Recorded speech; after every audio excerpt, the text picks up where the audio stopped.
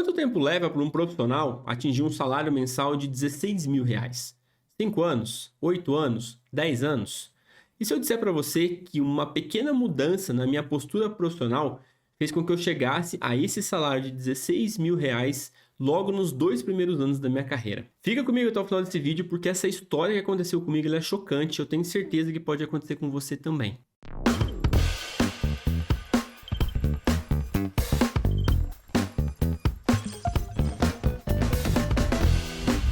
Olá, seja muito bem-vindo ao canal Seja um Data Scientist. Meu nome é Megron. Nesse vídeo eu vou contar uma história que aconteceu na minha carreira que literalmente destravou a minha profissão, me fez alcançar patamares salariais muito acima do mercado em um curto espaço de tempo. Mas antes disso, se inscreve no canal se você não é inscrito, deixa seu like para eu saber se você gosta dessas histórias da minha carreira e clica aqui no sininho também para você receber as notificações dos próximos vídeos que eu postar aqui ao longo dos próximos dias. Mas nesse vídeo eu quero contar para você uma história real que aconteceu comigo na minha carreira, que literalmente destravou ela. Que eu tenho certeza que você também pode estar vivendo esse momento de uma carreira mais travada, né? Faz tempo que você não progride na sua carreira, está muito tempo no mesmo nível, não recebe um aumento salarial significativo e está aí pensando o que pode estar errado e até mesmo chegando a desanimar da atuação na sua própria carreira. Então, talvez essa história ela vai trazer um exemplo de como uma mudança de postura que eu tive em relação ao meu trabalho fez com que eu crescesse muito rápido na carreira. Hoje, olhando para trás, fica muito claro por que a gente demora tanto para crescer na carreira. Dentro das empresas, as pessoas elas esperam um tipo de postura em relação a gente, uma postura mais ativa, que traga alternativas, né, que pense um pouco fora da caixa e proponha diferentes soluções para o mesmo problema. Só que a gente foi treinado desde o nosso ensino fundamental de uma maneira completamente diferente do que as empresas atuam hoje. E devido a esse descasamento entre como o ensino foi feito lá do ensino fundamental e o que as empresas esperam da gente, a gente acaba muitas vezes assumindo uma postura muito passiva no trabalho.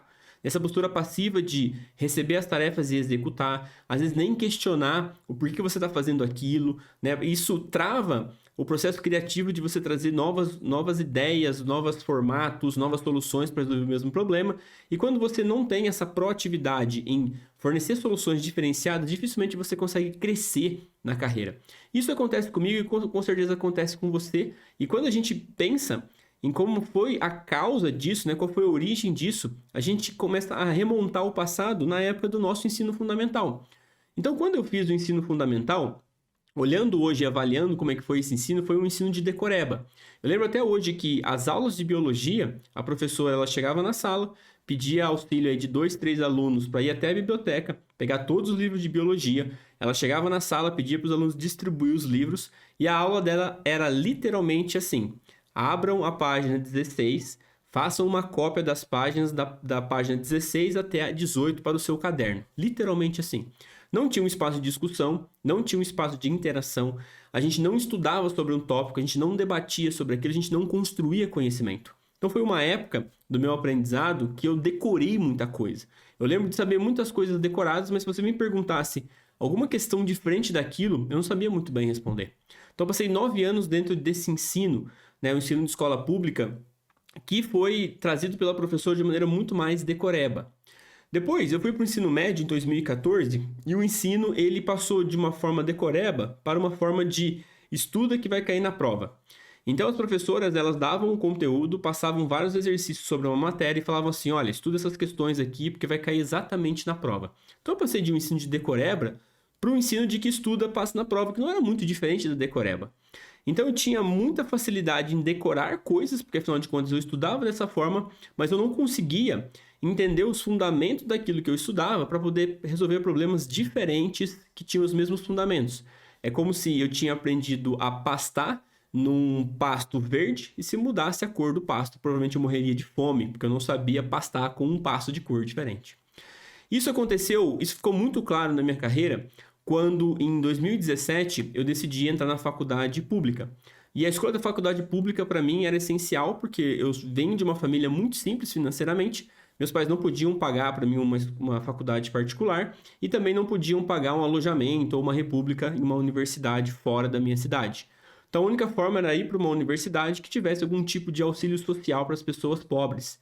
Então eu assinava lá um termo de pobreza.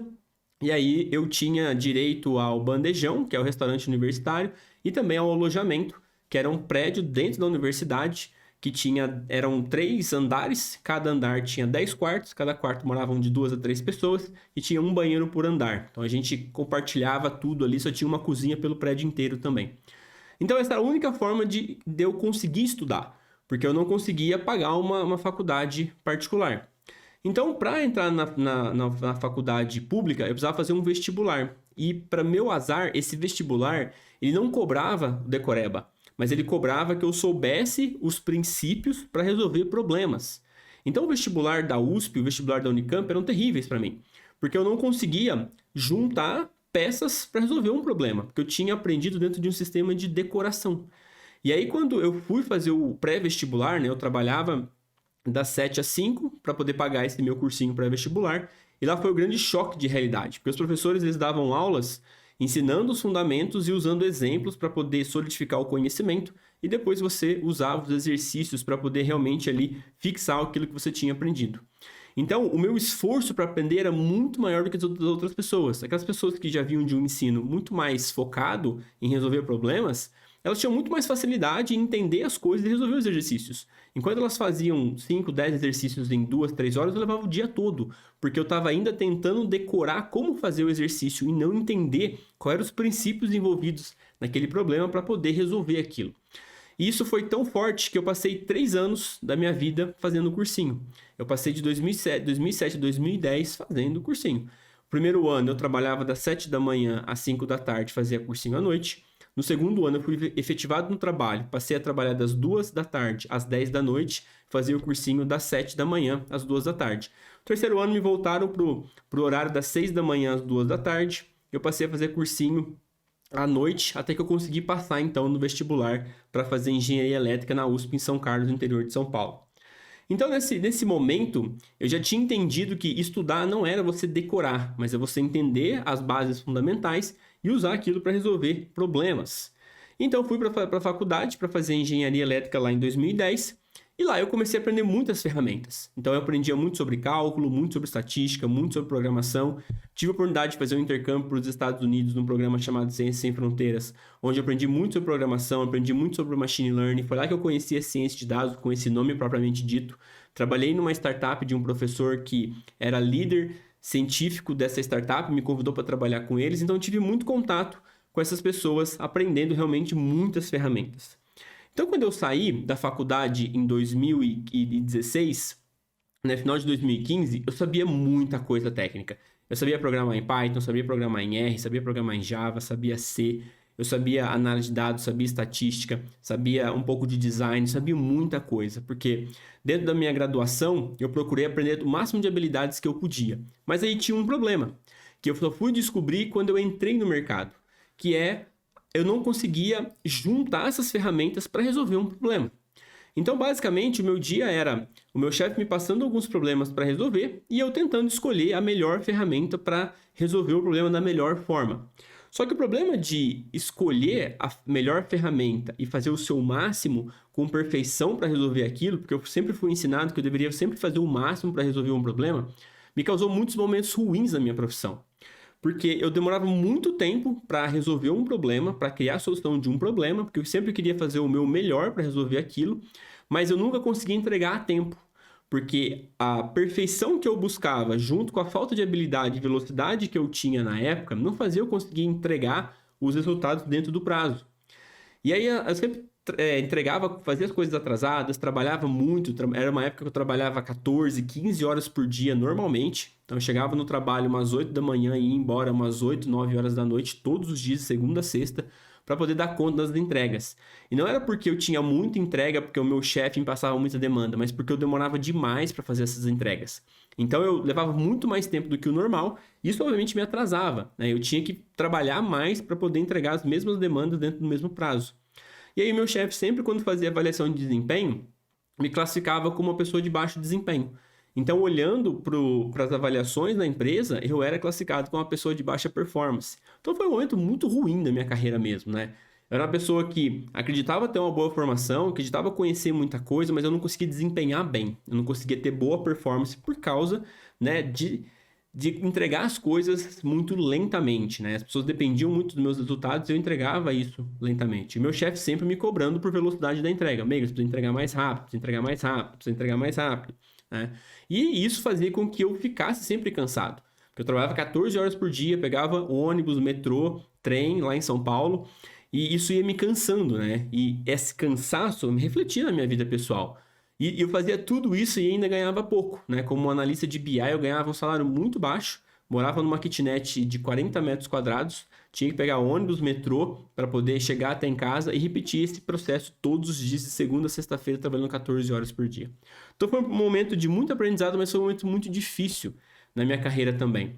Até que um dia eu estava fazendo um trabalho e aí eu fui até a mesa do CFO, que é o chefe financeiro officer, né? O Chief Finance Officer, que é o gerente de finanças da empresa. E ele tinha uma lousa atrás dele. E nessa lousa estava escrito a seguinte frase: feito é melhor do que perfeito. Baseado naquilo que eu li, sabe quando parece que cai uma ficha, né, na sua cabeça, parece que as coisas fazem sentido, parece que liga algumas coisas? E aí eu comecei a juntar o que a empresa esperava de mim, o que essa frase significava, e passei a entender que, na verdade, eu precisava entregar rápido, mas não a melhor solução, mas que fosse uma solução com a qualidade mínima para as pessoas já usarem. E foi a primeira vez que eu me deparei com esse dilema entre o perfeccionismo e a agilidade.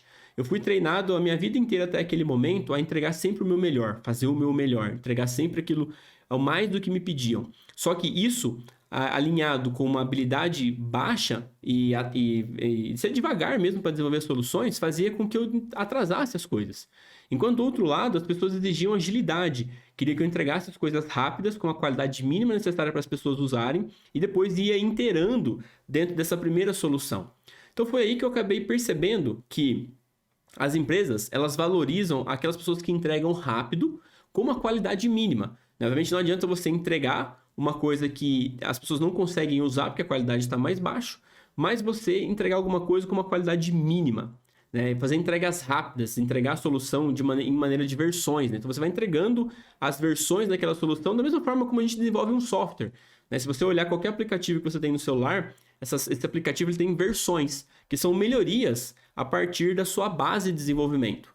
Então a ideia era a mesma, eu tinha que entregar os meus resultados, as minhas análises, os meus algoritmos faseado, baseado em versões, não demorar muito tempo para poder entregar sempre o melhor. E aí, conforme eu fui entendendo isso, eu tomei uma grande decisão, que era praticamente mudar a forma como eu trabalhava. Então, ao invés de dar meu máximo para uma entrega, eu ia fazer o mínimo necessário para poder entregar o mais rápido possível uma solução com uma qualidade mínima. Eu ia explicar para as pessoas que aquela solução já daria para ser utilizado, mas que a gente teria um longo caminho ainda para percorrer e melhorar aquela versão daquela solução. E só essa mudança de mindset, de passar a entregar rápido, né, ao invés de entregar perfeito, cara, fez com que eu melhorasse a minha performance. Então, meu chefe chegou para mim e falou: Megan, você está entregando a tempo, as pessoas estão gostando da análise, está fazendo muito mais. E aí, as coisas começaram a melhorar na minha carreira. Eu trabalhava só as 8 horas por dia, conseguia entregar tudo o que eu precisava, né? Ia embora mais cedo, descansava, estava sempre mais descansado, né? Isso me dava tempo para continuar estudando. E esse tempo em continuar estudando fez com que eu me preparasse para uma mudança de carreira, que foi sair de analista de BI para me tornar cientista de dados numa empresa chamada Isinvest, que foi comprada pelo Nubank há um tempo atrás. Então, já na Isinvest, eu tinha já um mindset de entregar coisas rápido, porque eu sabia que as empresas valorizavam entregas rápidas com uma qualidade mínima. Então, eu ainda assim passava a entregar as versões da solução com uma qualidade mínima. Mas ainda tinha um problema, que era o foco na ferramenta e não na solução de problemas. E eu aprendi eu vivi essa questão, né? Eu aprendi mesmo a duras penas sobre a perda de tempo que é você focar na ferramenta e não na solução de problemas. Então eu estava trabalhando como cientista de dados na empresa e eu precisava solucionar um problema. Esse problema era a baixa abertura dos e-mails que eram enviados para os clientes. Então eu coletei uma base de e-mails, coletei uma base de tópicos, coletei vários dados de envios de e-mail, né, historicamente, dentre 2, 3 anos. Fiz uma análise bem legal, treinei um algoritmo para poder classificar qual era a probabilidade de abertura daquele e-mail e também qual era o tipo de tópico mais ideal para cada tipo de público, né? Então eu clusterizava os públicos para poder identificar o tópico e depois calculava essa probabilidade. E aí eu fiz esse projeto demorou um mês e pouquinho. E aí o meu chefe ele gostou tanto do resultado que ele convidou todos os outros gerentes da empresa para eu explicar essa minha solução e como que isso ia mudar o marketing e aumentar a taxa de abertura dos e-mails, até mesmo fazer mais negócios, né? E aí eu lembro até hoje desse dia, eu estava numa sala, naquela sala de aquário, né? Então todo vidro em volta. E aí lá dentro tava o gerente de marketing, o gerente de produto, o meu chefe que era o gerente de dados, tinha também um gerente de operação e tinha um gerente do financeiro. Tinham 5 gerentes lá, 3 amigos que eram cientistas de dados junto comigo e meu chefe. E eu estava apresentando, então, a minha solução, contando para eles, olha, eu fiz um classificador que fazia tudo isso, e a minha linguagem era extremamente técnica. Então, um classificador de machine learning que conseguia calcular qual que é a propensão de um determinado indivíduo classificado num grupo, conseguia abrir aquele e-mail. E aí eu explicando, ó, desenvolvi um algoritmo assim, assim, assado, tal. Fiz aquela palestra técnica, né? Aquela leitura de manual. E aí eu achando que obviamente estava abafando, porque afinal de contas, quando a gente fala alguma coisa muito técnica, parece que a gente está sabendo muito, né? Parece que a gente está transmitindo uma informação tão complexa que a nossa audiência tá olhando pra gente e fala assim, nossa, que cara inteligente, que cara esperto, né? Olha quanta palavra difícil ele faz. Ele fala. Mas, ao mesmo tempo, a audiência prestando atenção no que eu estava falando, terminei de fazer a apresentação e disse, olha, esse algoritmo ele tem 85, 86% de acurácia na hora de classificação dos tópicos de e-mail por cada um dos públicos. E eu terminei a apresentação, abri para perguntas e respostas, e aí um dos gerentes levantou a mão e falou assim, Meigron, muito legal o que você está apresentando, as coisas que você criou, mas eu gostaria de saber o quanto que isso gera de dinheiro no final do mês. E, cara, aquela pergunta, ela foi muito difícil para mim responder. Eu fiquei, basicamente, assim, sem palavras. Porque eu nunca tinha parado para pensar que o meu trabalho tinha uma relação direta com o dinheiro. Eu sempre aprendi a resolver problemas e chegar em acurácia do algoritmo, precisão, recall, métricas mesmo de performance de algoritmos. Mas eu nunca tinha parado para pensar que essa métrica, ela tinha um correspondente financeiro. Então, o quanto que 70% de acurácia traria de milhões de reais para as empresas. O quanto que 85% de acurácia traria em reais no final do dia, né? Em resultado financeiro. Eu nunca tinha parado para pensar essa conta. Então foi a primeira vez que eu entendi que o meu trabalho não é ficar aprendendo ferramentas. Ninguém quer saber se eu sei Python, se eu uso Machine Learning, se eu uso redes neurais, se eu uso Deep Learning. Ninguém está interessado em saber disso. As pessoas estão interessadas na solução do problema que eles propuseram. Então eu comecei a ter uma mentalidade muito mais de agilidade para continuar entregando coisas rápidas e agora o foco era máximo na solução do problema de negócio. Eu não estava nem aí se eu ia usar, qual algoritmo eu ia usar, se eu ia explicar esse algoritmo ou não, mas eu precisava solucionar o problema. Isso era o foco máximo. E depois disso eu passei então a entregar rápido com foco máximo na solução do problema e isso também mudou a forma como eu aprendia na minha casa. Então eu sempre trabalhei nos meus projetos de portfólio para poder viver algumas experiências que eu não estava vivendo na empresa. Então se na empresa eu estava fazendo alguns projetos de determinada natureza e eu gostaria de fazer outros projetos, eu fazia projetos de portfólio em casa. E esses projetos me davam velocidade de programação, melhoravam as minhas habilidades técnicas, metodologias e tudo mais. Depois no trabalho as coisas ficavam um pouco mais simples, porque eu já tinha passado por aquela experiência nos meus projetos de portfólio. Então eu mudei até a minha forma de estudar. A minha forma de aprender, a minha forma de trabalhar fizeram com que a minha forma de aprender também mudasse. Antigamente eu estudava como a maioria de vocês estudam, de uma forma mais linear. Então, vou aprender Python, vou aprender estatística, aprender Machine Learning, Storytelling, SQL, vou aprender negócio. Eu vou lá, pego um livro de Python, pego um curso de estatística, aprendo um pouco de Storytelling, SQL e negócio. Quando eu aprendia desse jeito, que é a forma como a maioria da gente aprende, a gente está ancorando o nosso aprendizado na ferramenta. Então eu aprendo as coisas por silos, e esses silos eles não se ligam, porque quando eu estou aprendendo Python, eu não entendo como é que Python e estatística resolvem um problema. Eu não entendo como Python, estatística e machine learning resolvem um problema de maneira mais profunda. Eu não consigo entender como é que eu uso storytelling para comunicar uma mensagem, e muito menos negócio para poder entender como é que eu resoluciono um problema. Então aprender em ilhas separadas, em silos, de maneira linear, fazia com que eu tinha aquela sensação de que eu não sabia como usar a ferramenta para resolver o problema, da mesma forma que a sensação que eu tinha quando eu saí da faculdade. Porque a faculdade foi assim também, eu tinha as matérias dos professores, cada um ensinava uma matéria, mas eu não sabia como juntar aquilo para resolver um problema. E aí eu mudei a forma de estudar. eu passei a estudar de maneira mais cíclica, ou seja, eu pegava um problema de negócio que eu encontrava na internet gratuitamente com dados abertos e ancorava o meu problema, o meu estudo nesse problema. Então eu tinha que aprender tudo o que fosse necessário para resolver esse problema. E tudo isso que é necessário, ele passa por todas as áreas de conhecimento da ciência de dados. Então eu tinha que aprender Python, estatística, storytelling para criar uma primeira versão dessa solução. Depois, a primeira versão, como não é a melhor, porque a primeira solução é a mais simples, mas já é melhor do que não ter nada, porque muitas vezes a empresa não tem nada, se você fizer uma média ponderada, já é melhor do que o que tem. Então, para melhorar essa solução, eu criava uma segunda versão, incorporando sempre uma nova ferramenta ou ganhando profundidade naquele conhecimento. Então, a segunda versão, eu criava um conteúdo, eu fazia um conteúdo mais aprofundado de Python, estudava mais estatística, né, introduzia uma nova ferramenta, que no caso aqui é Machine Learning, e continuava me aprofundando com Storytelling, criava a segunda versão dessa solução. Para criar a terceira versão, eu introduzi agora uma nova ferramenta que é SQL, utilizava Python, estatística, Machine Learning, Storytelling. Depois, a quarta solução era SQL, Python, estatística, Machine Learning, Storytelling e Git. E assim eu ia, a cada versão, criando, adicionando uma nova ferramenta para que eu pudesse melhorar a versão dessa solução que eu tinha criado para esse problema de negócio. Então eu passei a estudar muito mais focado em criar versões para o problema de negócio do que estudar a ferramenta em si. Então eu olhava para o problema, estudava como resolver aquilo e criava as versões. Isso refletia muito mais, era muito mais próximo do trabalho que eu fazia dentro da empresa. Era exatamente como eu fazia. A pessoa chegava para mim, me dava um problema, e eu tinha 7 dias para entregar uma solução. Em 7 dias é muito difícil você entregar uma solução completa. A gente precisa entregar uma versão daquela solução. Aquela versão já vai satisfazer o time de negócio para tomar uma decisão ali, enquanto você ganha tempo para poder fazer as próximas versões.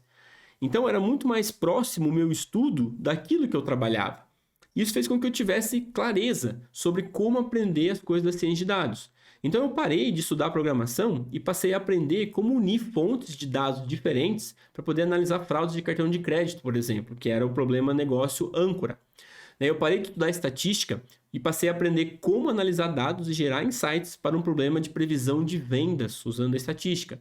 Eu parei de estudar Power BI porque eu passei a aprender a como gerar insights em um problema de alocação de imóveis usando visualizações em Power BI. Eu parei de estudar Machine Learning para aprender a como treinar um algoritmo para solucionar os melhores clientes a fim de montar um programa de fidelidade. Então observe que eu parei de estudar a ferramenta, eu comecei a estudar o problema e quais as ferramentas que eu precisava aprender para resolver aquele problema em específico. Essas ferramentas elas percorrem todo o leque de conhecimento da ciência de dados, desde programação ali até storytelling, passando por estatística, por machine learning e assim por diante. Então o meu conhecimento ficava muito mais rico, porque eu não ficava me aprofundando e levando muito tempo para estudar estatística, por exemplo, que é muito cansativo. Se você não tiver uma formação mesmo em estatística, é muito difícil você estudar um livro inteiro começando do zero, porque não é a primeira tua área de formação. E segundo, o livro de estatística, ele é escrito para um outro estatístico. Então fica muito difícil você entender aquilo e fica fora de contexto de problemas, que não reflete o dia a dia de um cientista de dados. Então quando eu comecei a pensar dessa forma, entregar soluções de problemas versionados e cada vez mais rápido, cara, a minha carreira decolou. Eu, em 2018, fui para a Amaro, uma empresa de moda feminina, ganhei um prêmio de inovação em 2019, com o projeto mais inovador daquele ano, palestrei no congresso de inteligência artificial em 2020 pela empresa, apresentando um projeto que eu tinha feito. Depois disso, trabalhei 2 anos na Amaro, fui trabalhar na Loft como cientista de dados, recebi um reconhecimento em 2021 pelo bom trabalho feito na Loft durante aquele período e também ganhei o Hack Days, onde eu ganhei esse bonequinho aqui, o Marcelo Augusto, e também esse iPod 2 aqui personalizado. Então tudo isso graças à forma de enxergar os problemas diferente, a forma de aprender diferente, a forma de entregar resultado cada vez mais rápido. Então a virada de chave na minha carreira, ela foi entregar a solução em versões, com foco na solução do problema, que fez com que eu me libertasse desse medo de, eu não sei se eu não vou conseguir, ou se eu vou entregar a minha melhor solução, não sei se isso é o mais adequado, não sei se estou no caminho certo. Então essa falta de confiança, essa falta de ter mesmo segurança para continuar, era muito causado por esse meu perfeccionismo. Eu sempre ficava pensando realmente que eu tinha que entregar a melhor solução a todo momento. Eu não conseguia me desvencilhar daquele medo de não entregar o meu melhor. Só que essa opção por fazer o perfeccionismo me atrasava demais. E a empresa estava interessada não no meu perfeccionismo, mas na minha velocidade de entrega. Então, trabalhando dessa forma, mudando a forma de estudar e de aprender, eu cheguei na senioridade da minha carreira em apenas 2 anos. Então, a cada ano eu mudava de carreira e teve um período que dentro do mesmo ano eu mudei 2 vezes de carreira. Dobrava o meu salário todo ano, sendo dentro da empresa eu dobrava o meu salário, ou eu mudava de empresa também, negociando o meu salário e dobrava. E em 2 anos de profissão, recebia mais de 16 mil reais mensais, que eu fui, obviamente, investir nessa grana e hoje consigo ter um colchão para viver legal financeiramente, poder fazer as minhas coisas, né, de uma forma com que se alguma coisa acontecer, eu tenho ali um colchão financeiro mesmo para me assegurar até eu conseguir me recompor no mercado, por exemplo. Então, esse é um pouquinho da história que eu queria contar para você, porque talvez você esteja vivendo a mesma situação que eu vivi lá no passado. Esteja olhando muito para o perfeccionismo das suas entregas e menos para a agilidade delas. Você está muito preocupado em saber se é a melhor solução do que realmente entregar valor. Você está muito preocupado em aprender Power BI ao invés de aprender a gerar insights através do Power BI. Talvez você está aprendendo Python, mas aprendendo Python como uma linguagem de programação para construir um site, não para analisar dados. Então, o foco no problema de negócio vai direcionar os seus estudos. Se você, por um acaso, está estudando ou focado na ferramenta, ou está estudando alguma coisa que você não sabe para que vai servir aquilo, qual é o problema que aquilo resolve, muito provavelmente você está estudando da forma como eu estudava no começo da minha carreira e vai demorar muito para você crescer na sua profissão. E não só quem quer migrar de carreira, mas também qualquer profissão. Engenharia, trabalhar com vendas, trabalhar com qualquer outra profissão. Se você não está aprendendo, primeiro você não está crescendo. E se você está aprendendo de uma forma mais linear, mais tradicional, sem resolver um problema de negócio, provavelmente você também vai crescer mais devagar. Porque você está enchendo a tua caixa de ferramentas ali, mas não sabe juntar aquele monte de ferramentas para resolver um problema. Bom, então essa é a história que eu queria ilustrar para você, para dizer para você que abandone o perfeccionismo, seja rápido nas entregas, abandone o aprendizado da ferramenta e foque na solução do problema. Aprenda a entregar versões da solução o mais rápido possível para que você vá iterando sobre essas soluções e vá crescendo a sua solução cada vez melhor para entregar cada vez mais valor. Esse vai fazer você crescer na carreira, tá bom? Para mais assuntos como esse, é só me seguir lá no Instagram, se você tem um Instagram, @Meigron. Eu falo diariamente sobre carreira, sobre área de dados, sobre conteúdo técnico, sobre tudo o que é relacionado ao crescimento de carreira, tanto na área de dados quanto fora da área de dados, tá bom? Espero que você tenha gostado desse vídeo, que tenha te ajudado. A gente se vê no próximo vídeo. Até mais.